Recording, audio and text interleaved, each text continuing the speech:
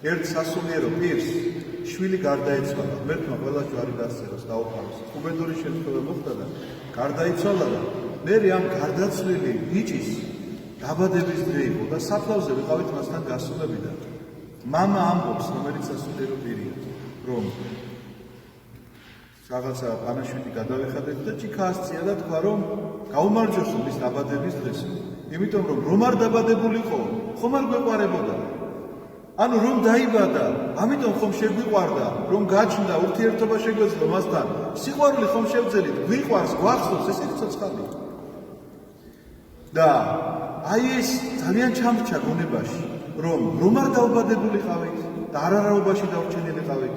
კი გრძნობა და რამე კი აღარ გვექნებოდა და არაფერიც არ გვექნებოდა, მაგრამ ეხლა რომ არსებობ და არსებობ იმ საოცარი მომავლისთვის, რომელიც აი ფერისცვალების დღესასწაულის წარგზავნა ჯერ არ ყოფილა ჩვენ ამ დღესასწაულის დღეებში ვიმყოფები და არსებობ იმ საოცარი სინათლისთვის, იმ უქმნელი სინათლის სახილველად, იმ უქმნელ სინათლეში ნეტარებისთვის რომ ხარ გაჩენილი, არა გაქვს ვალი?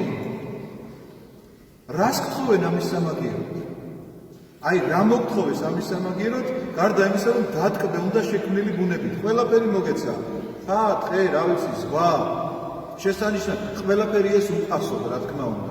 ყველაფერი ეს შენია, იმიტომ რომ შენ უნდა ბატონობდე ამაზე, თუმცა კი ამისთვის ყველაფერთვის არ გცალია და დრო არ აქვს. და სწორედ ეს დროობა გახლავთ ის ვალების დაგროვება, რომელი ვალებიდანაც ჩვენ ვერასდროს ვერ ამოვიდეთ. იმიტომ რომ ის ბატონი რომ ამბობს ამის ცოლშვილი გაყიდეთო, მართლა იმ ცოლშვილის გაყიდვის ინტერესი კი არ აქვს.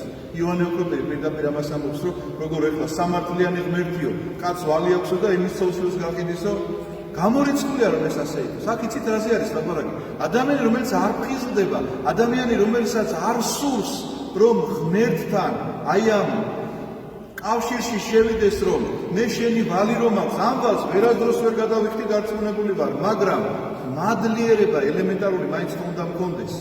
ელემენტარული რაღაცა მადლობას ყოველდღიურ რომ ამგები უნდა ვამბობდე, რომ ძილისაგან რომ გავიღვიძე, მადლობ შენ წმინდაო სამებო.